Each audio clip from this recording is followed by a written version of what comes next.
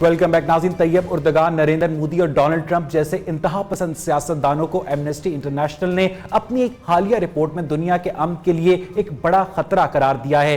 क्या इस तरह अवामी नफरत दुनिया के अंदर पहले से मौजूद पोलराइजेशन में मजीद इजाफा करके दुनिया को रहने के लिए एक मजीद मुश्किल जगह बना सकती है? इसी सारे मामले पर बात करेंगे। रजा रूमी हमें ज्वाइन करेंगे। रजा, आप क्या समझते हैं कि एमनेस्टी इंटरनेशनल की इस रिपोर्ट में उन सियासतदानों पर इजहार तशवीश किया गया है जो इंतहा पसंद नेशनलिस्ट नजरियात के हामिल हैं? जी बिल्कुल अवैध, पहले तो मुझे इस बात की खुशी है कि आपने इस रिपोर्ट को अपने शो में पेश किया है, क्योंकि मेरे ख्याल से ये बहुत ज़रूरी है पाकिस्तानी नाज़रीन के लिए कि दुनिया भर में क्या ट्रेंड जा रहे हैं। और ये जो एमनेस्टी की रिपोर्ट आई है ये बहुत तशवीशनाक है, क्योंकि आप देखें अगर अमेरिका हो या यूरोप हो या तुर्की हो तो दो तीन बातें हमें, दो तीन ट्रेंड्स जो हैं वो बड़े ही वाज़ेह दिखाई दे रहे हैं। पहला तो ट्रेंड है जिसे हम बोलते हैं अथॉरिटेरियनिज्म की तरफ, यानी कि एक तरह की आमरीत, सिविलियन आमरीत की तरफ जो है एक वो कारवां जारी है।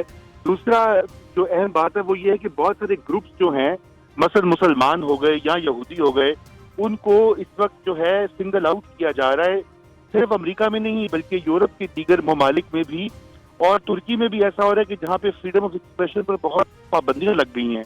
फिलीपींस के सदर का भी जिक्र है इस रिपोर्ट में, वो भी इसी डगर पे चल रहे हैं।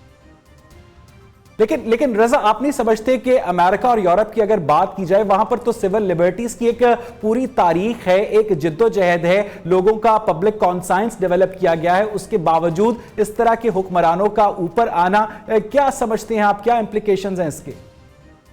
देखिए बात यह है कि ये सब शाखसाना है आलमगीरियत का, या जिसे ग्लोबलाइजेशन कहते हैं हम।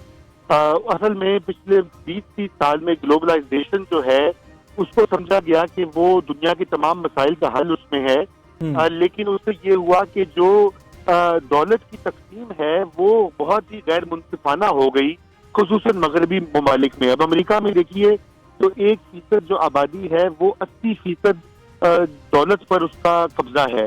दुनिया भर में भी ऐसा है कि दुनिया भर के जो 10% अमीर लोग हैं वो तकरीबन 80% वेल्थ जो है दुनिया की वो ओन करते हैं। तो ये आलमगीरियत का जो मंसूबा था ये एक तरह से नाकाम हो गया है। इसलिए जो हमें इस वक्त बेचैनी और तशवीश और ये जीनोफोबिया दिखाई देता है, ये उन्हीं लोगों की एक तरह से रिएक्शन है आलमगीरियत के कॉन्सेप्ट के। तो रजा रूमी ये बताइएगा कि ग्लोबलाइजेशन क्या कोई मनफी चीज है कारोबारी इदारों को अगर हम एक साइड पर रख दें? और ये बताइएगा कि जो राइज ऑफ नेशनलिज्म है वो आप क्या समझते हैं कि सिर्फ और सिर्फ वक्ती रिस्पॉन्स है? जी मेरे ख्याल से ये वक्ती रिस्पॉन्स है, मगर इसमें अब 10-20 साल और लगेंगे कम से कम। दुनिया में जो है देखिए, ये दुनिया का जो कारोबार चलाने वाले बड़े बड़े इदारे हैं, मसलन वर्ल्ड बैंक है, IMF है, अमेरिका की सनतकार जो हैं, कॉर्पोरेशन है, ये उन्होंने पूरा टेंटा खड़ा किया था कि आलमगीरियत हो जाएगी और हर किसी को फायदा होगा, तिजारत में और आमदन में इजाफा होगा, मगर ऐसा ना हो सका। और अब इनको ये इसके ऊपर रिव्यू करना पड़ेगा, और मेरे ख्याल से जो सियासी तहरीकें भी जन्म ले रही हैं वो भी आलमगीरियत के खिलाफ है, चाहे वो अमेरिका या यूरोप में हो या तीसरी दुनिया के ममालिक में हो। हर जगह ग्लोबलाइजेशन के खिलाफ एक तरह से एक ट्रेंड जो है वो हमें दिखाई दे रहा है।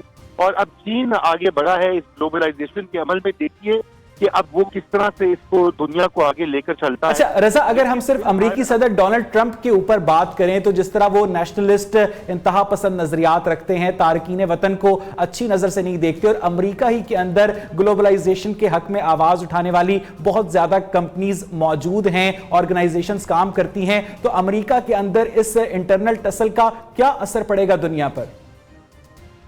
देखिए जो अमेरिका के अंदर जो आप ये टसल की बात कर रहे हैं वो ऑलरेडी शुरू हो चुकी है।